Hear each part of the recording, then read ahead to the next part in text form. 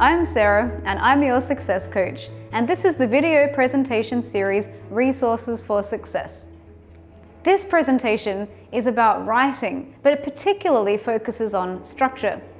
Now, academic writing is such a huge topic that I've actually broken it into 2 videos for you. This is the first one, so hopefully this is where you're beginning too. So writing structure. The question here is, does your writing make sense? The questions we will explore in this video presentation. How do I know what I'm being asked to write? Now, if you're just starting out with higher education, or if you've had a long break from higher education, this might be a little bit challenging at first. There's so many different kinds of assessments, and each of them is written a little bit differently.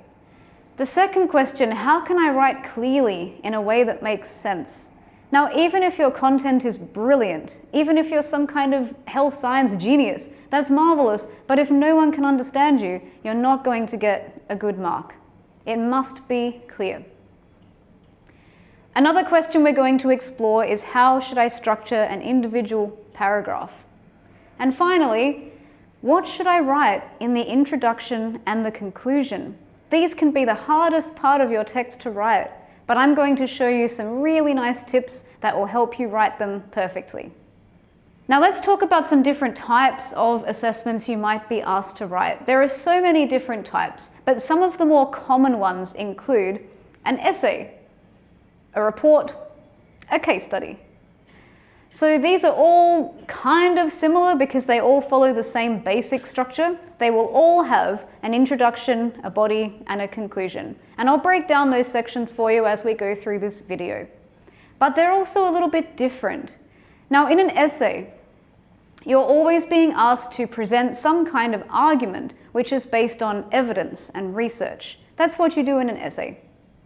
In a report, it's a bit different because in a report, what you're actually doing is you're presenting information in a very clear manner.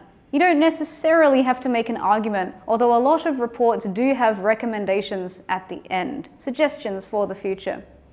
And reports don't look the same as an essay because they're usually broken up into sections with headings, and they often have dot points as well, and a table of contents. All of these things make them very clear and quick to read.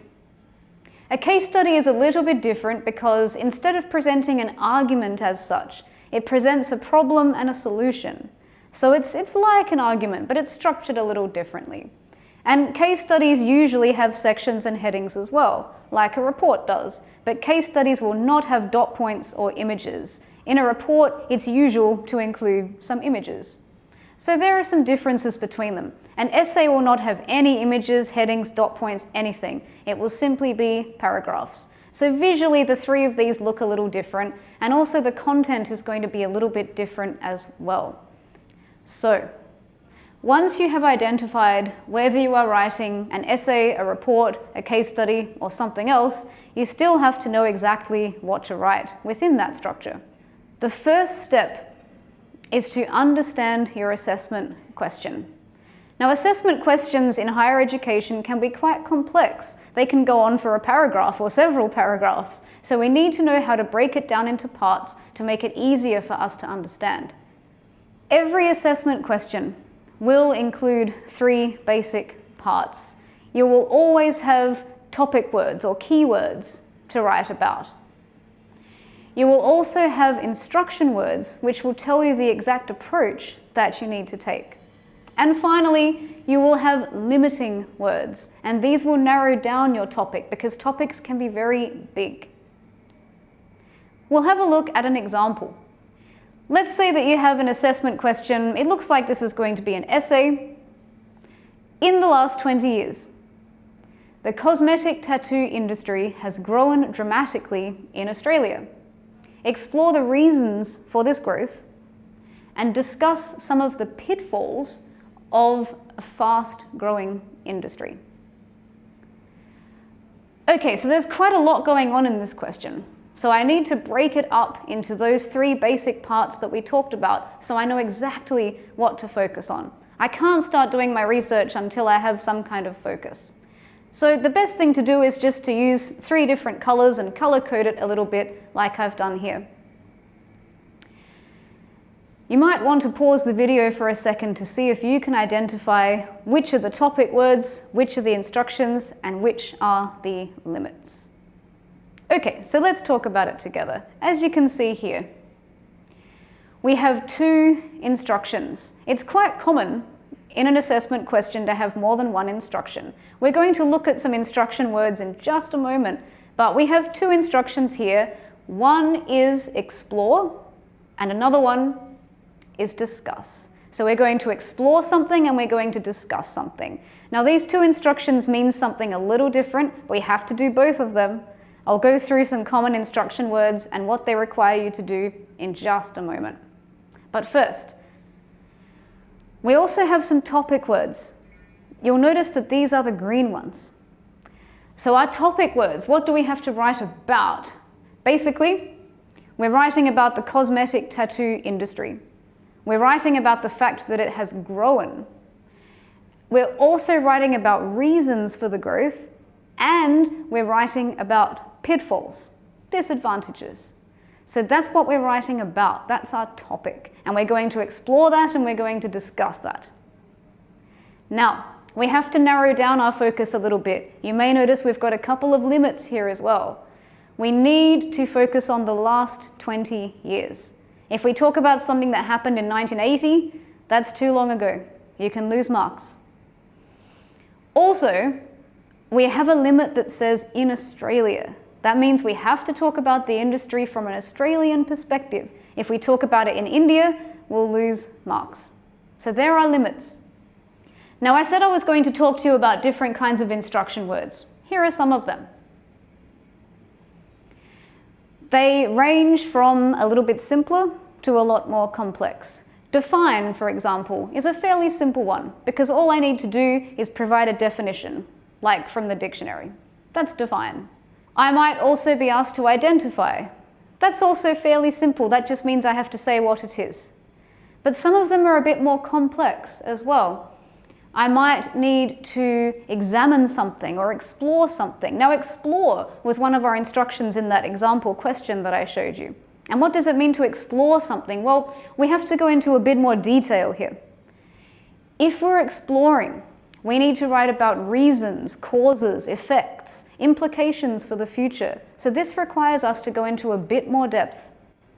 Here are some more instructions that are very common. You might be asked to compare and contrast. That means you're looking at similarities and differences. You might also be asked to discuss. And that was also one of the instructions in our example, wasn't it? Discuss. That means we have to look at something from different points of view. And usually we come to some kind of conclusion of our own. Another one which is very, very common is to evaluate or critically evaluate. Critically is a very common little word which adds on to a few others, like critically explore or critically discuss. It pops up quite often. And what that means is, again, we have to look at different points of view and we have to weigh the strength of the evidence for or against something. So there's some very common instructions that you may see as you're writing your assessments. It's very important to make sure that you understand what each of them means so that you can do the right thing. If you discuss when you're being asked to compare and contrast, that's not quite the same and you can lose marks. So we don't want to do that. What happens next? Okay, so you've understood what kind of assessment you need to write. Okay, I know that I need to write an essay, or I know that I need to write a report, and I've gone through the assessment task and I've broken it down. I know exactly what I need to do and what the question means. What happens next? Well, I want you to think of creating your assessment as a process with steps. It's not really possible in higher education just to start writing. It doesn't really work that way. You first need to understand and break down the task. Once you've done that, the second step is to do some brainstorming, which we will talk about in just a moment. The next step is to do some research and reading. Now, we have another video presentation called Reading and Research Techniques. I highly recommend you watch that one very soon. After that stage, you then need to plan, and we will talk about planning in great detail in just a moment. And finally, after you've done all the other things, you can then start writing. And then there's another secret step after that, editing. It's a very step-by-step process that we really need to see writing an assessment as this kind of process. It's step by step. If you look at it all at once, it will be quite overwhelming. But if you break it down and do it part by part, it will be a lot less challenging. So we were going to talk about brainstorming. Let's talk about that. You need to do the brainstorming stage so that you know what to read and what to research, because we don't want to waste a lot of time reading. Reading is time consuming anyway, and we want to make sure that we're reading things which are relevant right from the beginning. So how do we do that? We brainstorm. We brainstorm what we already know about the topic and what we might need to find out and where we might be able to find this information. For example, I can name several cosmetic tattooing procedures. That's okay, I know that, I can write that down. But I don't really know much else about it, to be honest. I'm not sure about industry growth. I'm not sure what the pitfalls might be. So I need to write myself some questions. How am I going to find this information? Maybe make some guesses as well. What could be the pitfalls? You know, maybe it's something to do with staff training or something like that. I'm not sure yet. So I need to do some research. But unless I brainstorm first, I won't know where to get started. Okay, so I'm going to skip the research phase because, like I mentioned, we have another video about that. If you'd like to pause at this point and watch that video first, feel free to do so. Otherwise, let's keep going. Once you have done all of your reading and your research, the next essential step to writing an assessment is to make your plan. This is the step that a lot of people skip, but it is crucial to do so because it will make your writing process so much easier. As I mentioned before, no matter what type of assessment you have, whether it's an essay, report, case study, anything else, it will still follow the basic format of introduction, body, conclusion. The first step to making my plan, keeping this in mind, the first step to making my plan is I need to do some basic maths. If that freaks you out, it freaks me out too. I've never been good at maths, but I promise you, this is very simple. You must write everything in paragraphs, no matter what kind of style it is. Now, each paragraph should be approximately 150 to 200 words long. If you know that, you need to consider your word count. Now, in your subject outline, where it explains your assessment task, it will have a word count there that you're supposed to write. It might be 1,000, it might be 1,500, it might be 2,000. Whatever your word count is, you need to divide that so that you know how many paragraphs you will have. For example, let's say that I need to write an essay that goes for 1,000 words. If I divide that by 200, I know, or 150 even, I know that I'm going to come out with approximately 5 to 6 paragraphs. That's how I know how many main points I have to make. Because if I've got 5 or 6 paragraphs, remember, one is going to be my introduction and one is going to be my conclusion. That leaves me with a little bit less. That actually leaves me with 3 or 4 body paragraphs, 4 at the most. That means that I need to make 3 or 4 main points in my essay. Okay, so now that we've done our maths, we should have our plan. We know how many paragraphs we have. We know how many main points we have to make. Good. I hope it's feeling a bit less overwhelming at this point. Let's talk about how we're going to write our introduction.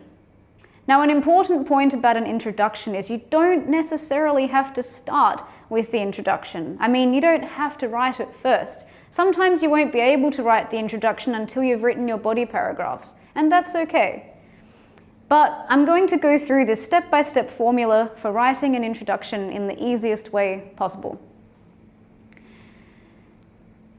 What you do with an introduction is you start very broad and you narrow things down to become more specific as you go along.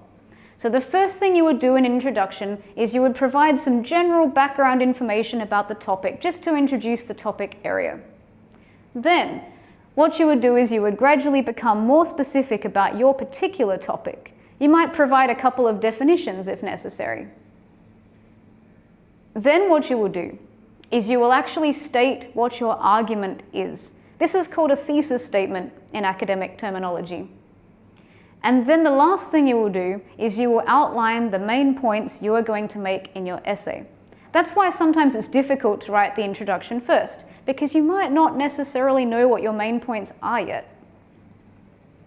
Now these last 2 points, your main argument and your outline, these can be reversed as well. They don't necessarily have to be in that order, as long as they are both in your introduction somewhere. It should be very clear the direction your essay is going to take. Let's have a quick look at an example. This is color-coded to match the triangle that I showed you before.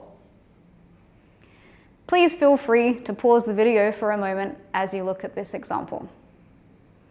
Okay, so as you can see, we have a sentence which introduces the topic in general, gives us a bit of background information. After that, I've actually provided the outline of what I'm going to discuss in this essay. So I've said my possible reasons for this growth include A and B. I have not given you an example reason, but you can fill in the blanks. However, some issues that have arisen include C and D. So these are all the main points that I'm going to make in my essay, and as I write the essay, I'm going to stay in that order. And this last sentence is actually my argument or my thesis statement. This is what I'm going to argue through the whole essay. This growth has been both advantageous and challenging, so it's been both good and bad. And I'm going to tell you the reasons why. So that's how an introduction should look. This one is a little bit on the short side, but if I'd actually included my reasons, I would have padded it out a bit more.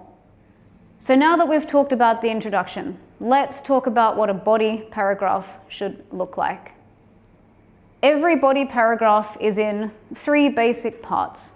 The most important part of your paragraph is the first sentence. We call this the topic sentence. The topic sentence should clearly state the main point of this paragraph. Now remember what we said before, if we've got 1,000 words, we're going to have 3 or 4 main points. It's a good idea at the planning stage to decide what they're going to be, and then you can make them into topic sentences for your paragraphs.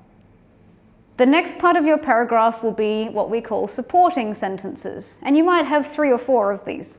A topic sentence is just one, and then you're going to support it. This is where you include your evidence, your research, your examples, your direct quotes possibly if you have any, referencing, all of that goes in your support. So you're supporting this main point that you've made. Then your final sentence is known as your concluding sentence. I actually call it the so what sentence. And what this means is, you've given us this main point with all the evidence, but now you have to make some kind of comment on why this matters and why this is so important. That's the so what sentence. If you structure each of your paragraphs like that, it will be very easy for the reader to follow. Here's an example. Once again, if you would like to pause the video to have a closer look at this example, please feel free to do so now. Okay, so now that you've had a look, as you can see, I've color-coded this example again to match our little diagram that we had on the previous slide. We've got a topic sentence, that's the green one. We also have a couple of supporting sentences. You might notice they've got in-text references next to them as well. And finally, we have the so what sentence, which tells us why this evidence is important. Okay, so now we come to our conclusion. The conclusion is a little bit like the reverse of the introduction. Remember we had our introduction starting very broadly and coming down narrow. With the conclusion, we're sort of doing the opposite. We're starting narrow and we're going broader again at the end. And again, the conclusion has some basic steps that you can follow to make yours as clear as possible. The first thing you should do in your conclusion is restate your argument. Tell us the argument again, just to remind us what it was. Then what you do is you provide a summary of the main points that you made. And finally, you're going to relate to the wider context by giving future implications. Usually that's what you do. Recommendations, suggestions, implications, something like that that relates to the wider context and reminds us why this is such an important topic. Okay, so here's an example of what the conclusion might look like. As you can see, the green part, the large part, this is the part that relates to the general context. So this is really the biggest part. This is very important where I'm talking about the implications. But I've started off by restating my thesis statement. So I've said it can be seen that the rapid growth has positively impacted the industry, but has also brought new challenges. If you recall, in my introduction, I said something like, it's been both advantageous and challenging at the same time, right? So I've restated my argument in slightly different words. And then what I've done, this yellow sentence here is where I've summarized the main points. So that's basically the same as what I said in the introduction as well. And then my big green part is where I'm relating to the wider context. All right, so now that we've talked about how to structure our content, I really just want to provide you with a note on formatting. Now, in higher education, there are some conventions that we need to follow when it comes to what our writing should look like. It's not too complicated. I just want to run you through a couple of things. So you really want to be using Microsoft Word to write your assessments. It's just a very compatible, user-friendly kind of document, and it does everything that you need it to do for these purposes. So I recommend using that. If you haven't got that on your computer, it will be a good idea to install it. Also, you should be typing in Times New Roman font, and it should be size 12. You should also get into the habit of double spacing your assessments, but not your reference list, just the text. It just makes it so much easier to read for the person who is marking.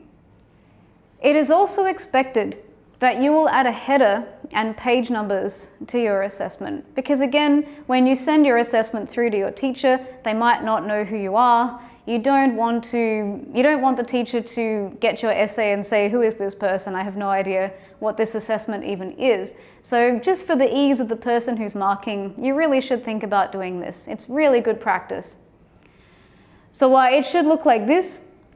On this slide, as you can see, I've given you an example of what the header should look like. It should have your full name, the name of your subject, which assessment it is, and then the page number needs to be in the top right-hand corner, because that is an APA style convention. And you're using APA referencing style, so you should use all the formatting conventions as well. Okay, I'm not very good with computers. I'm not really sure how to make the header and the page number. It sounds a little complicated. Don't panic. I've written you a nice step-by-step guide, which I hope you'll be able to follow. So these are the instructions to make this header. You need to double click. This is in Microsoft Word. Double click at the top of your first page to open up the header. Then what you do, this opens the header and footer menu, sorry. And then what you do, you type your name, you press tab. Then you type the subject title and assessment number, press tab again.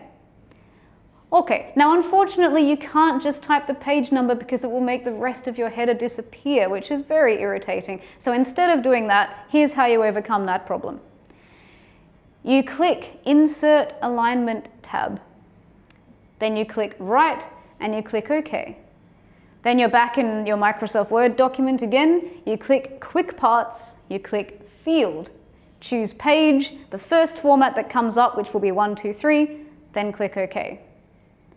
Now, if this is a little bit too complicated, if it might be a little bit too hard to follow it if this is your first time doing it, so I've actually included a little link here to a visual guide. Just go to Add Page Numbers to a Header or Footer in Word for Windows, and you'll be able to see pictures of this step by step, and I'm sure that will be nice and helpful. Lastly, here are my top tips for writing structure. If you're wondering how many references you should include, it's approximately 5 references for every 1,000 words. So if you've been asked to write an essay of 1,500 words, you would be expected to supply 6 or 7 different resources to refer to. Sometimes your assessment task in the subject outline will specify how many references you should have, but if it doesn't, this is the general rule. Another point I want to make, try not to be too much of a perfectionist at this point. The most important thing is to get your ideas on the paper, get the outline done. You can always tidy things up later, but if you edit as you go, it might lead to mental blocks and it could waste you too much time. This presentation was part 1 of our writing presentation, basically. We talked about structural aspects and planning, things like that. If you would like to move on to the writing presentation about style, please feel free to do so. Well, that's all from writing structure. If you would like to talk to me more about this, or if you'd simply like me to have a look at your assessment plan, please feel free to contact me. You can book an appointment with me at this link. You can also email me or call me on this address and phone number. I would really like to work with you. That's the end of writing part 1. See you in the next video.